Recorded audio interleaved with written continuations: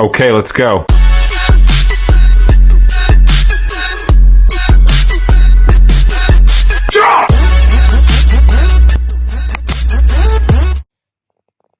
Assalamu alaikum to everyone. Welcome to my channel Med Chat with Dr. May. Today we are finally going to start with the very basic lecture which you need to understand before studying any subject related to medical, whether it is anatomy, biochemistry or physiology. So let's start with the introduction to the structural organization of human body. The human body is composed of living matter that is called protoplasm, which is essentially composed of atom. सबसे पहले तो हमें ये पता होना चाहिए कि human body बनी किस तरह है। सबसे पहले एटम और मॉलिक्यूल्स जो है वो मिलके बनाते हैं सेल, और सेल मिलके फर्दर क्या बनाते हैं, टिश्यूज़। उसके बाद organ and then organ system and organism.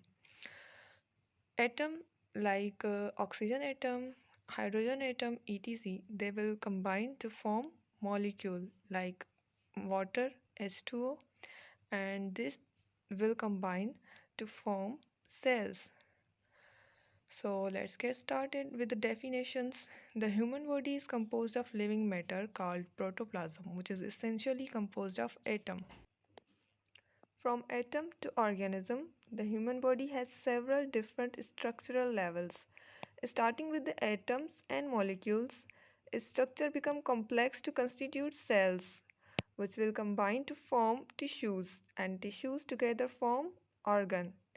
And so many organs, or we can say organ plus another organ or organs together combine to form organ system, e.g. nervous system, digestive system, etc., which together comprise the whole organism, e.g. human body.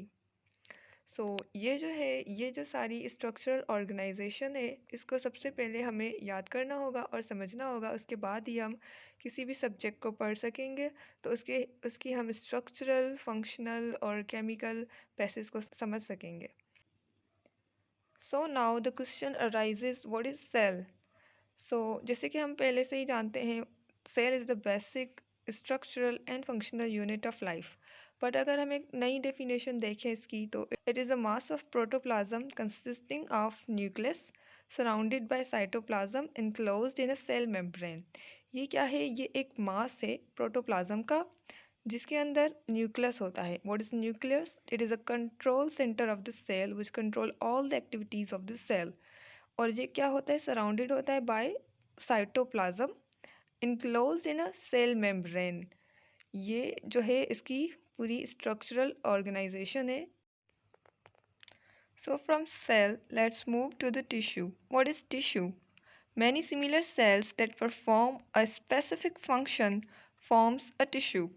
Sales जो हैं वो आपस में combine होते हैं और फिर वो क्या बनाते हैं? टिश्यू बनाते हैं।